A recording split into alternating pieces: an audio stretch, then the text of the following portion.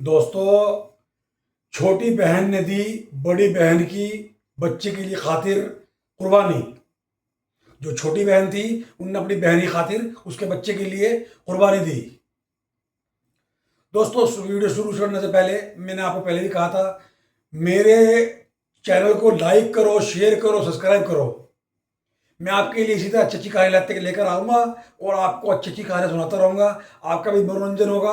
और ये जो मैं कहानी सुनाने जा रहा हूँ बहुत भावुक करने देने वाली कहानी है, बहुत ही बढ़िया कहानी है।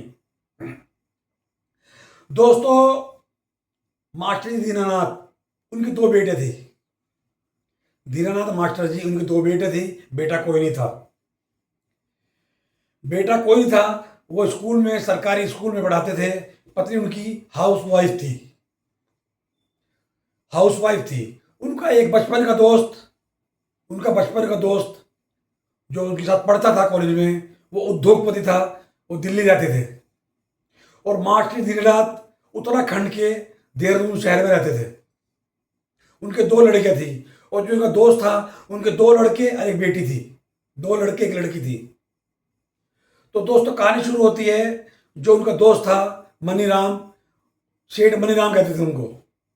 दिल्ली में उनका बहुत बड़ा बिजनेस था। बहुत बड़ा बिजनेस था। नौकर चाकर थे, गाड़ियां थी, बड़ी बड़ी गाड़ियां थी, बड़े बड़े नौकर उनके घर में। यहाँ भी नौकर, वहां भी नौकर, सब जगह नौकर नौकर रहते थे। तो जब दोनों बेटे बड़े हो गए, बेटी भी सियाणी हो गई, तो सेठ जी ने सोचा, भाई एक बेटे की तो शादी करनी पड़ेगी मुझे। दो बेटे हैं मेरे पास। एक छोटी बेटी है, पहले उसके बाद एक लड़का, फिर उसके बाद एक और लड़का। सबसे बेटे का नाम मनीष था। मनीष की शादी के लिए सेठ जी ने लड़की ढूंढनी शुरू कर दी कि अच्छा कोई संधाना मिल जाए और बेटे की शादी करके घर में बहू जाऊं। तो सेठ जी की पत्नी का देहांत हो चुका था। सेठ जी की पत्नी का देहांत हो चुका था। देहांत के बाद उनके पास तीन बच्चे थे, दो लड़कियां और एक लड़का, दो लड़के एक लड़की।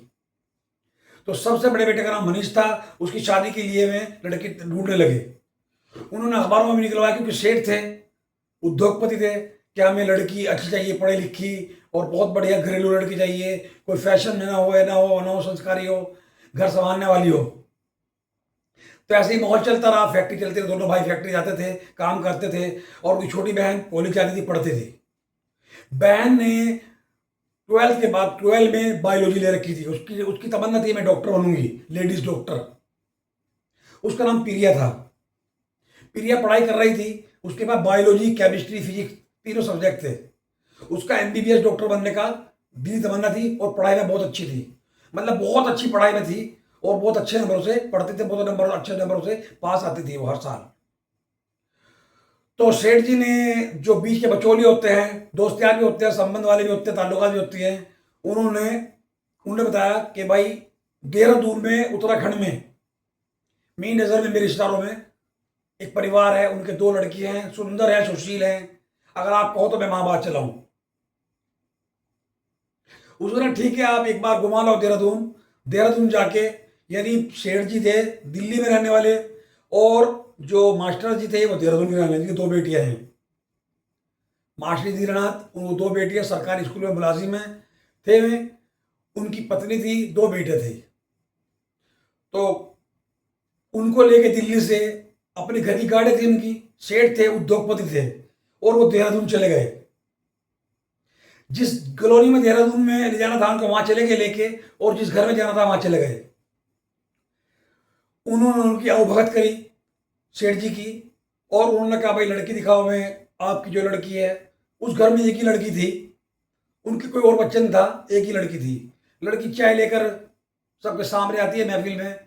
वहाँ सेठ जी भी थे। छोटा लड़का था उनका, बड़ा लड़का नहीं आया था जिसके लिए लड़की ढूंढ रहे थे। उनकी बेटी थी और जो बीच का बचोले था वो भी था साथ में। चाय पानी हो गई, नाश्ता हो गया। तो बेटी, वो जो उनकी बेटी थी, जिनके घर में लड़के गए थे, उनका नाम था करण। करण था उनका नाम। करण की लड़की चाय पिला के, नाश्ता रख के, थोड़ी बहुत बोली चाली और रसोई में चली गई।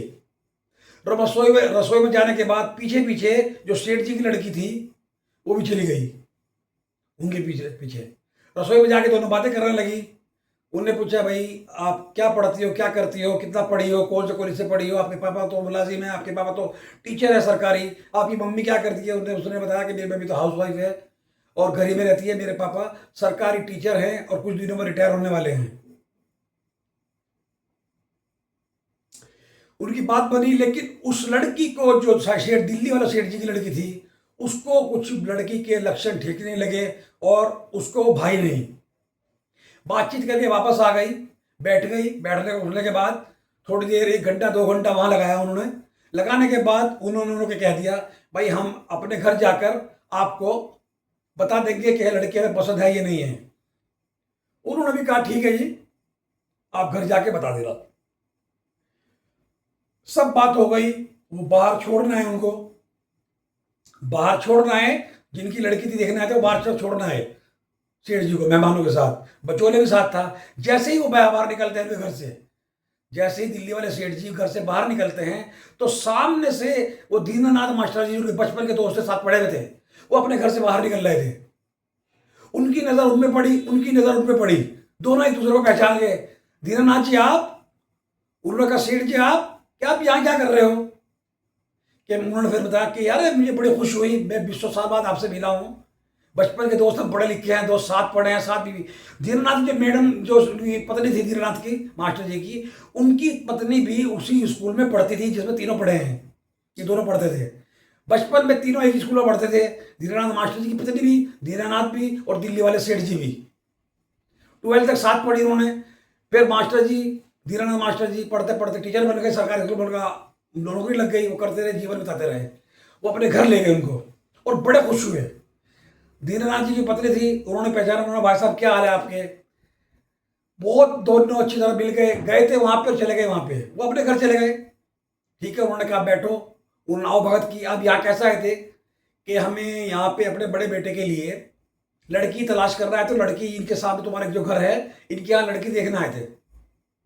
दीनानाथ जी भी थे, उनका छोटा बेटा भी था, उनकी बेटी भी थी और बचोले भी था। बातें ऐसी चलती रही। तो उनकी बड़ी बेटी चाय पानी का इंतजाम करके उनको आगे लाई। अंकल जी करा उन्होंने, अंकल जी नमस्ते, ये वो सारी बातें करी। तो उस लड़की को दीनानाथ जी ने जो देखी नजर उठा के, वो लड़की दीनानाथ जी, वो जो सेठ जी थे, दीनानाथ जी की लड़की देखते ही पसंद आ गई। साड़ी में लड़की थी, खूबसूरत थी, सुशील थी, बहुत अच्छी लड़की थी। तो उन्होंने देख के ही वो भाग गई लड़की, सेठ जी को, दीनानाथ जी की लड़की। कोई बात नहीं, उन्होंने अपने मन में रखी बात, कुछ नहीं कहा। जैसे ही वो नाश्ता पानी रख के चली गई, वो किचन में चली गई। वो पहले की तरह सेठ जी की लड़की उसके पीछे पीछे किचन में चली गई। उनमें आपस में दोनों में बातें होती रही। उनकी मम्मी भी आ गई वहां पे, दीनानाथ जी की पत्नी भी। तीनों अपने उसमें बैठे रहे और तीनों किचन में बातें करते रहे। किचन से कमरे में चली गई, आओ अपना घर दिखाती हूँ मैं। उसकी बहन एक और थी, 2 बहनें थी, दीनानाथ जी की 2 लड़कियां थी। छोटी बहन कॉलेज गई भी थी, बड़ी बहन घर पे थी, मम्मी घर पे थी। तो उनमें आपस में बातें होती रही, सेठ जी की लड़की में भी और दीनानाथ जी की लड़की में भी, उनकी पत्नी में भी बातें होती रही, बातें होती रही। सेठ जी की लड़की थी, उसको भी वो लड़की पसंद आ गई। बातें बातें करते करते पसंद आ गई और उतनी भावुक हुई कि किसी तरह अभी अपने भाई से इसकी शादी करा दो। लड़की दिमाग में आई, मतलब इतनी अच्छी लगी उनको, उनकी आदत, उनका बोलना चालना, उनके संस्कार बहुत अच्छे लगे सेठ जी की लड़की को। आधा पौन घंटा उन्होंने साथ बिताया, बहुत अच्छी बातें होती रही, होती रही, होती रही, होती रही। फिर वो बाहर आ गई। सेठ जी ने उनको कहा, भाई आज रात को ही रुको, हम पुराने दोस्त हैं, हम पुराने, बहुत पुराने दोस्त थे, मेरी पत्नी और आप, हम तीनों साथ कॉलेज में पढ़ते थे। उनको बच्चों को बताया कि हम तीनों साथ पढ़ते थे, ऐसे ऐसे करके हमने तीनों साथ ही टाइम बिताया है, हम तीनों दोस्त थे। इनकी शादी इनसे हो गई, दीनानाथ जी से। थोड़ी देर बाद जैसे बैठी थी, बातें चल रही थी, छोटी लड़की उनकी एंट्री कर देती है, स्कूल से कॉलेज से आ जाती है। उसका नाम मीनाक्षी था, उसका नाम मीनाक्षी था। वो भी आ गई, उसने भी नमस्ते करा, अंकल जी नमस्ते। फिर उनकी मम्मी ने उनको सारी बात, उसको भी समझाई सारी बात। वो भी बहुत खुश हुई कि पुराने दोस्त आज बहुत दिनों बाद, सालों बाद मिले हैं। मम्मी के भी दोस्त है, पापा के भी दोस्त है। और ये उद्योगपति, दिल्ली में इनका बहुत बड़ा बंगला है, बहुत बड़ा कारोबार है। 2 लड़के हैं इनके, एक लड़की। दीनानाथ जी की 2 लड़की, लड़की थी देहरादून वालों के। फिर बातें होती रही, चीता होती रही। वो दोनों बहनें और सेठ जी की लड़की वो अंदर कमरे में जाके बैठ गई। लड़की को, जो सेठ जी की लड़की थी दिल्ली वालों की, उसको उससे बढ़िया वो लड़की लगी। दोनों बहनें आज पसंद आ गई उसको, लेकिन कंफ्यूज थी, चुपचाप रही। बड़े भाई के लायक छोटी बड़ी बहनी थी। वहां से फारिग होके बच्चों ने कहा, वो खुल गए। उन्होंने इंतजार नहीं की। दोनों दोस्त थे ना बचपन के, पत्नी भी दोस्त थी उनकी, और दोनों दीनानाथ जी और सेठ जी दोनों दोस्त थे।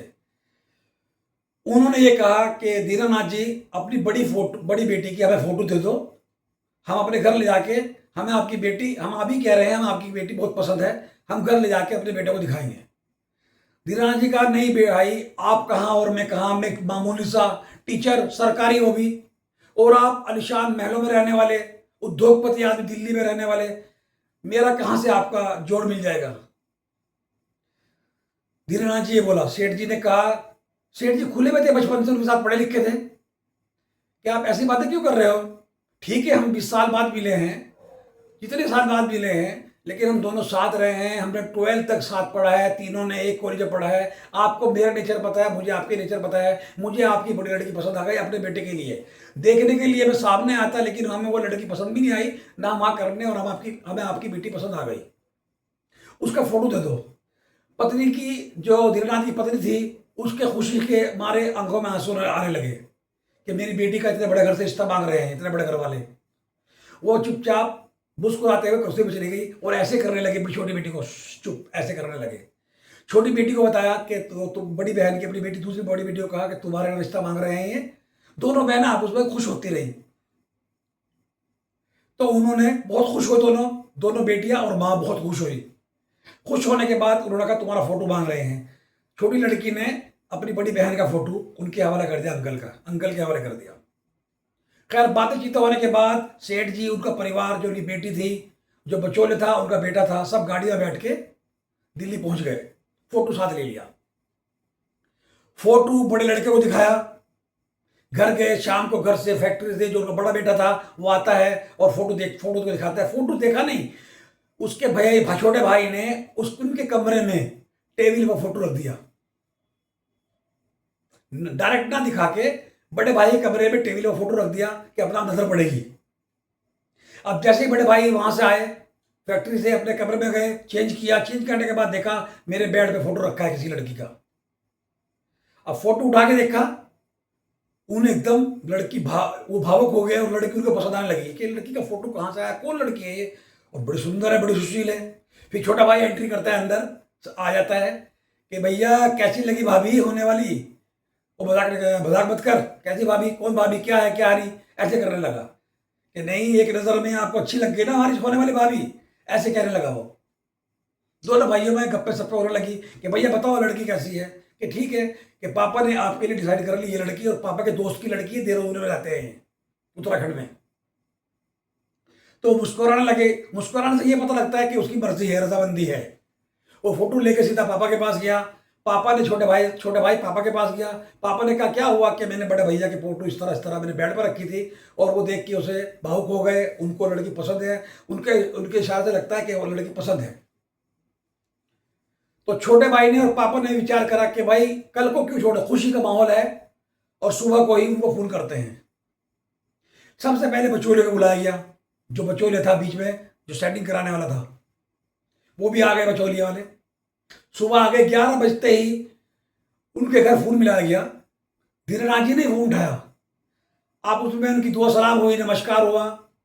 दीनानाथ जी को बोले सेठ जी कि दीनानाथ जी, रिश्ता पक्का, आपकी बड़ी बेटी हमें पसंद आ गई है और हम आपकी बेटी मांग रहे हैं। पल्ला पसार के ऐसे मांगने लगे हैं, पल्ला पसार के। दीनानाथ जी ने कहा, दीनानाथ जी फिर भी कहते रहे कि भाई साहब, आप मेरे दोस्त बचपन के लाखों, लेकिन आप कहाँ और मैं कहाँ, कहाँ राजा वो, कहाँ गंगू तेली, मैं आपसे कैसे मैं आपकी सेवा पानी कर चुका हूँ, मैं तो इस काबिल नहीं हूँ, मैं तो मामूली सा एक बच्चों को विद्यार्थी हूँ, पढ़ाने वाला टीचर, और भी रिटायर होने वाला हूँ। तो सेठ जी ने बहुत अच्छे तरीके से उन्होंने कहा कि हमें कुछ नहीं चाहिए, हमें सिर्फ आपकी बेटी चाहिए, हमें आपकी बेटी पसंद आ गई, और जैसी वो घरेलू लड़की है ऐसी हमें तलाश थी। सेठ जी ने बहुत खुशामदी की, और जब दीनानाथ जी बात कर रहे थे तो साइड में एक बेटी एक साइड में खड़ी थी, एक बेटी एक साइड में खड़ी थी, और पत्नी भी थी, और तीनों आपस में खुश थी बहुत। दोनों बहनें खुश थी और माँ भी खुश थी। सेठ जी कहने लगे नहीं ऐसे नहीं हो, लेकिन धीरेन्द्रनाथ जी ने कहा देखो ठीक है आप कर रहे हो, लेकिन मैं आपके लायक नहीं हूँ, कहाँ राजा भोग, कहाँ गंगू तेली, मैं कैसे निभाऊंगा आपको। सेठ जी ने कहा नहीं, हम कुछ नहीं है, जैसे आप हो ऐसे हम इंसान हैं, आप भी इंसान हो, और हम बचपन के दोस्त हैं, मेरे बेटा को भी आपकी बेटी पसंद आ गई है, और हम शगुन लेके आपके घर आ रहे हैं। उन्होंने हल्की सी दबी आवाज में दीनानाथ जी ने कहा, ठीक है फिर जैसी आपकी मर्जी।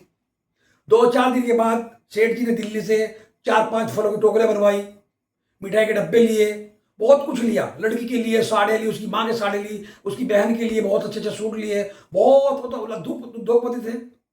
बहुत सारा सामान लेके, एक गाड़ी में सामान, एक गाड़ी में पूरी फैमिली, बेटी, छोटा बेटा और सेठ जी। बड़े बेटे को साथ ले लिया,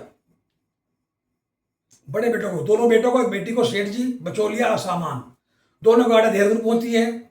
उधर धीरेनाथ जी इंतजार कर रहे थे उनके स्वागत के लिए। फूल उन्होंने अपने घर पे सजावट करा रखी थी कि भाई बड़े आदमी आ रहे हैं हमारे घर, बहुत बड़े आदमी आ रहे हैं। उन्होंने मोहल्ले में झंडियां लगवाई, सजावट कराई गई की, और 2-4 अपने जो करीब करीब के पड़ोस था उनको बुला के वो आ गए और घर में एंट्री हो गई। नाश्ता पानी किया, सामान स्टैंड पर रख दिया। उन्होंने बताया इसके लिए, इसके लिए, इसके लिए, इसके लिए। खाने का टाइम हो गया, फिर उन्होंने खाना भी खाया दोपहर का। दोपहर खाने के बाद सबने आराम किया। आराम करने के बाद अब जो दीनानाथ जी थे उनको तो साधारण सिंपल घर था।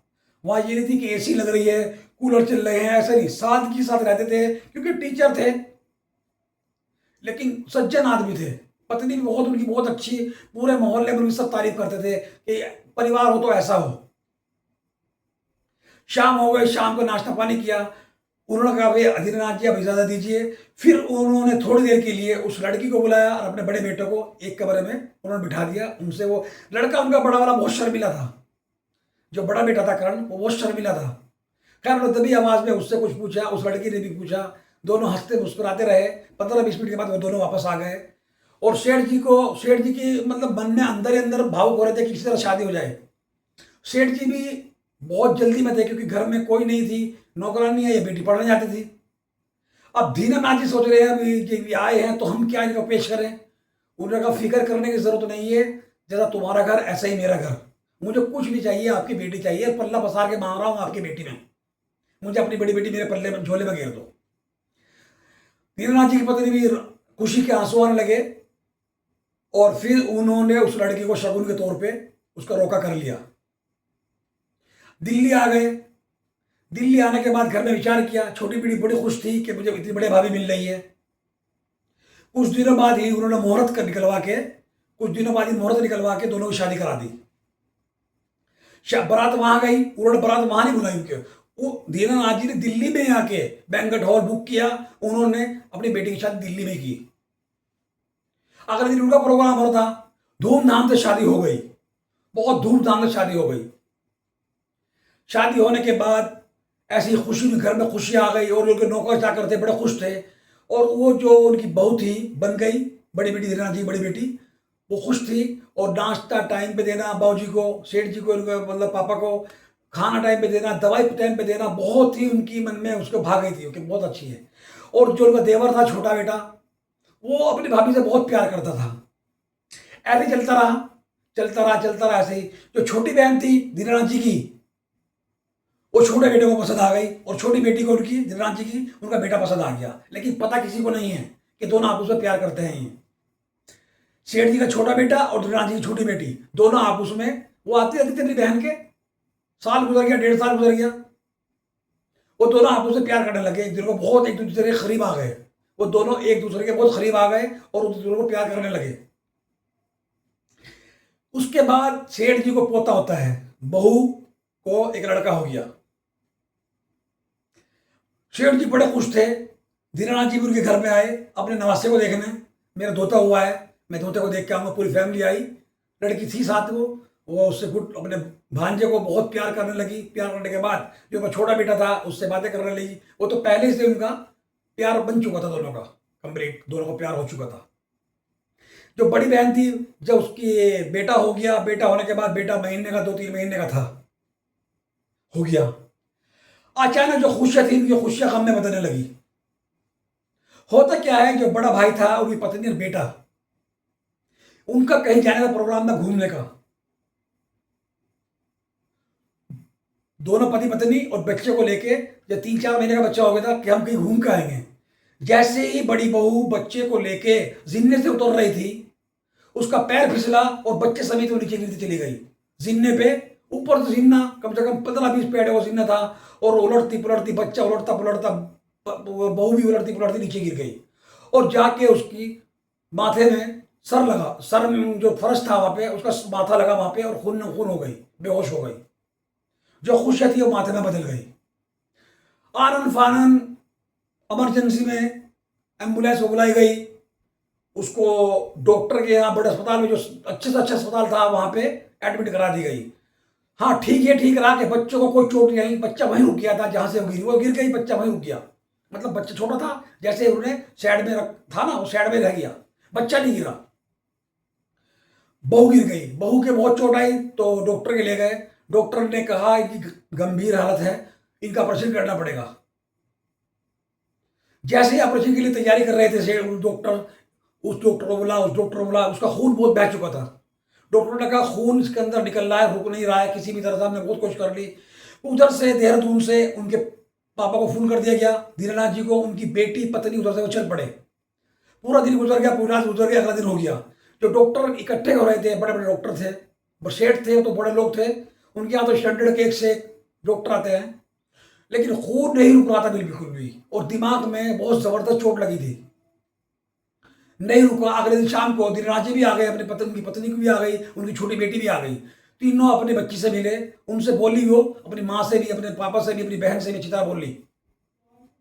और बोलते बोलते हुआ क्या, एकदम अचानक वहीं पे डॉक्टर साहब ऑपरेशन की तैयारी में थे, उसका वहीं राह नाम सत्य हो गया, बोलते बोलते ही बहू का, उसका राह नाम सत्य हो गया वहां।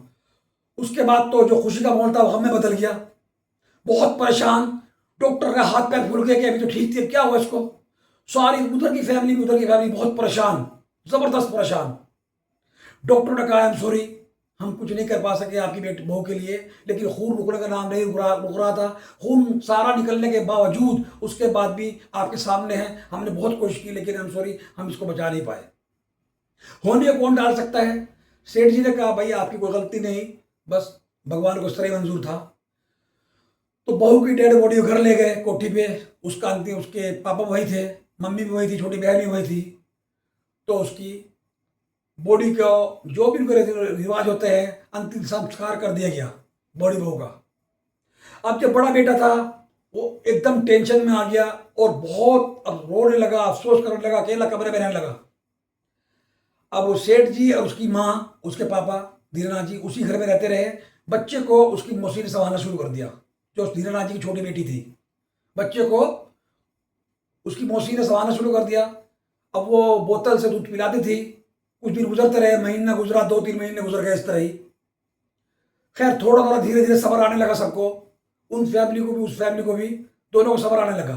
तो सेठ जी ने कहा, धीरेनाथ जी ने कहा, हमें घर चलना चाहिए, बहुत टाइम हो गया हमें रहते रहते यहाँ, हम आप घर में चलना चाहिए, अपने घर देहरादून चलना चाहिए। सेठ जी ने कहा, तुम ऐसा करो, यही रहते रहो, छोटी सी हमारी फैमिली है, हमारा भी जी लग रहा है, आपका भी जी लग रहा है, और बच्चे को देखभाल करेगा, बच्चा छोटा है, 4-5 महीने का बच्चा है, 6 महीने का। बहू को गुजरे को 3 महीने हो चुके थे। बात धीरे धीरे दबने लगी, सारा अंदर का जो वो था, सब खुशियां उनमें गम में बदल गई।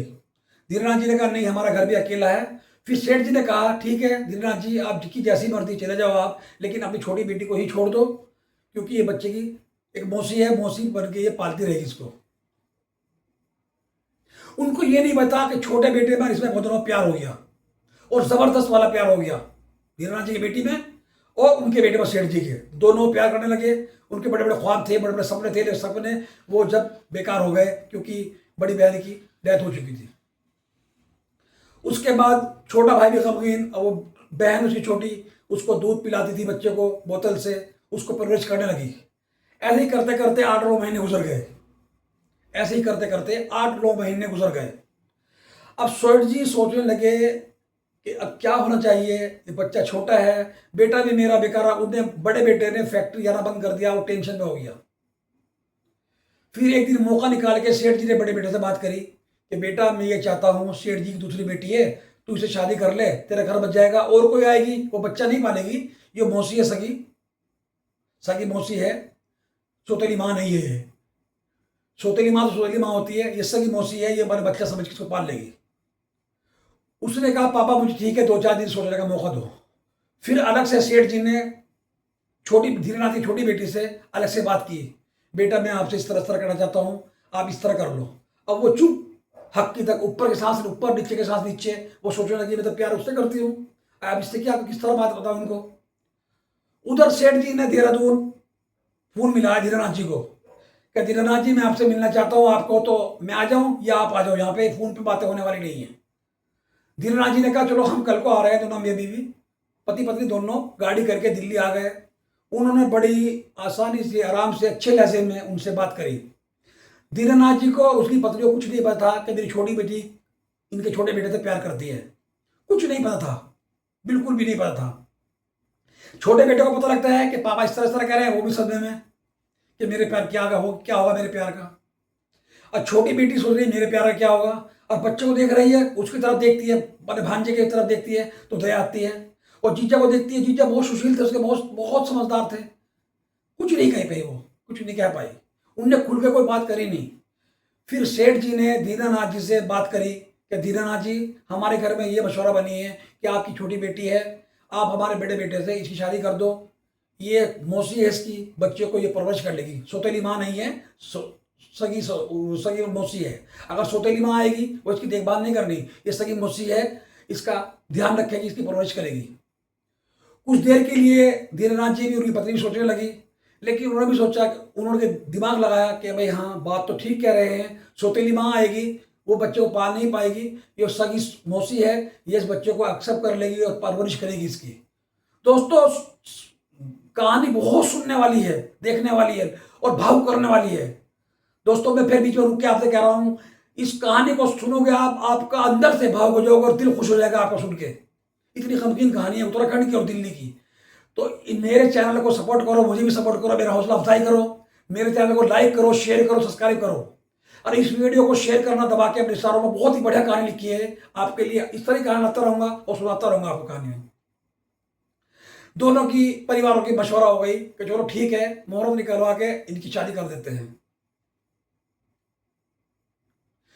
तो कुछ दिन बाद मुहूर्त निकल जाता है, उसे दुल्हन बनाया जाता है, फिर दोबारा तो दुल्हा बनाया जाता है, लेकिन लड़की बोल नहीं पाई बिल्कुल भी, चुपचाप रही। और जो छोटा उनका बेटा था वो भी गुमसुम था, लेकिन बेटी ने इसलिए नहीं कहा कि मेरी मेरी बहन का बच्चा है, ठीक है अपनी बहन के लिए मैं अपना प्यार कुर्बान कर दूंगी, अपने भांजे के लिए, अपने बहन के लिए अपना प्यार कुर्बान कर दूंगी। फिर वो आपस में दोनों वो दोनों जो सेठ जी का बेटा था और धीरेनाथ जी की बेटी आपस में एक बार मिलते हैं, उसकी भी रजामंदी हो जाती है कि नहीं जो आप कर रहे सही कर रही हो, आपका फैसला ठीक है, आपको और दोनों को हमें कुर्बानी देनी पड़ेगी, है दोनों को कुर्बानी देनी पड़ेगी एक दूसरे की। लेकिन फिर सोचते हैं कि यार रहेंगे तो एक घर में, उन्होंने दोनों सोचा कि रहेंगे तो एक घर में, उन्होंने जो भी होगा अब तो मुझे कुर्बानी देनी पड़ेगी, मैंने अपने पापा से वादा कर लिया है, मेरे पापा की बात है और तुम्हारे पापा की बात है, तुम्हें तो कोई ना कोई अच्छी लड़की मिल जाएगी, लेकिन मेरे भांजे को अच्छी माँ नहीं मिलनी कोई, ये भांजा नहीं मेरा बेटा रहेगा, मैं सगी मौसी उसकी। तो दोस्तों जैसे ही वो दुल्हन बना के लाते हैं उसको मंडप पे जब ला के लाते हैं, इस बात की भनक जो विजुअल था पहले वाला उसको पड़ चुकी थी कि धीरेनाथ की लड़की और इनका लड़का दोनों आपस में प्यार करते हैं, उसको पता लग चुका। वो जैसे परखते हैं ना, अपना तजुर्बा होता है इंसान का, तजुर्बे के हिसाब से परख चुका था, क्योंकि उनके साथ वो परमानेंट रहता था, उनके भी घर आता था, उनके भी घर आता था, अच्छे खासे संबंध बन चुके थे। जैसे ही मंडप पे छोटी बेटी को दुल्हन बना के बिठाते हैं और उनका वो छोटा बेटा साइड में खड़ा रहता है और बड़े बेटे को दूल्हा बना के बैठाता है, एकदम वो आ जाता है बचौलिया, उसने आते ही कहा रोको इस शादी को, रोको इसको, शादी को रोको, इसको शादी को रोको। सब घबरा जाते हैं, क्या चल रहा है इसके मन में, इसके मन में क्या चल रहा है। वो सेठ जी को और धीरेनाथ जी को एक साइड में कमरे में ले जाता है और सारा माजरा उनको सुनाता है, सारा माजरा उनको सुनाता है। सेठ जी एकदम हक्के बक्के रह जाते हैं कि ये कब हुआ, कैसे हुआ, किस तरह हुआ, तुम्हें कैसे पता लगा। कि मुझे भी, मैं देखता था इनको, कई बार मैंने इनको देखा है घुल मिलते हुए, तो मैं समझ गया था आप उसको दोनों प्यार करते हैं दूसरे से, लड़की भी अच्छी है लड़का भी अच्छा है, लेकिन तुम ये क्या अनर्थ करने जा रहे थे। वो लड़की छोटी जो धीरेनाथ की है, वो अपनी बहन की खुशी के लिए अपनी जो प्यार था उसको कुर्बान कर रही है। दोनों दीनानाथ जी की और सेठ जी की बात समझ में आती है। सेठ जी और दीनानाथ अपने बेटे को मंडप से बुलाते हैं, बेटी वही बेटी रहती है मंडप पे ही। तो बड़ा बेटा आता है अंदर कमरे में, उसको सारी बात सुनाते हैं हमें कि ऐसे ऐसे इनका दोनों का आपस में प्यार है और ये बड़ी बहन के लिए कुर्बानी दे रही है, तुम्हारे बच्चे के कारण, तुम्हारी पत्नी के कारण छोटी बहन कुर्बानी दे रही है अपने प्यार की। उसकी बात समझ में आती है। फिर वो उसे अपनी साली को, जो उनकी पत्नी होने वाली थी, उसको भी अंदर कमरे बुला लेते हैं। वो सिर्फ एक ही अल्फाज बोलते हैं कि मीनाक्षी, तुम मम्मी नहीं, इसको मौसी बन के पालो, ये चाची बन के पालो। जब चाची का नाम लिया उसने, वो समझ जाती है हद तक कि ये समझ गए, ऐसे मुड़ के देखती है उसकी तरफ। तुम मौसी नहीं, चाची बन के पालो उस बच्चे को। और हमें पता चल चुका है तुम छोटे भाई से प्यार करती हो, वो तुम्हारे से प्यार करता है, हमें पता चल चुका है। तो दोस्तों उन दोनों की फिर उसी मंडप पे दोनों की शादी करा देते हैं, छोटे भाई की भी, उसकी भी, बेटी की, दीनानाथ जी की बेटी की। उसी मंडप पे दोनों भाई को, दोनों उसको दूल्हा बनाते हैं। वो दुल्हन बनी हुई थी, वो भी दूल्हा जैसा था। दोनों को बिठा के उन्हीं के फेरे गिरवा देते हैं, उन दोनों की शादी कर देते हैं। तो दोस्तों आज वो फैमिली बहुत खुश है। अब वो मौसी ना बन के चाची बन के उस बच्चों को पाल रही है और अपनी जिंदगी बहुत खुश है। दीनानाथ जी बहुत खुश हैं, सेठ जी बड़े खुश हैं। तो आज की थी ये कहानी, बहुत खुश है। वो बच्चे उनको माँ मानता है, चाची नहीं मानता, उसको माँ ही मानता है बच्चा। तो आज दोनों परिवार खुश है, वो दिल्ली में खुश है, वो देहरादून खुश है, परिवार बहुत खुश है। तो आज की कहानी ये। अगर मेरी कहानी अच्छी लगे आपको, मेरे चैनल को लाइक करो, शेयर करो, सब्सक्राइब करो। और 2 दिन बाद, ये कल को ही मैं आपके लिए बहुत अच्छी कहानी लाने वाला हूँ। ठीक है, आप बस मेरा हौसला अफजाई करते रहो और मेरी कहानी को देखते रहो, सुनते रहो। कहानी ऐसे ऐसे मैं आपको सुनाऊंगा जो आपको अच्छी लगे, पूरी फैमिली देख के, बैठ के सुन सके, देख सके। ये मेरा दरख्वास्त है। मेरे चैनल को लाइक करो, शेयर करो, सब्सक्राइब करो। जय हिंद, जय भारत।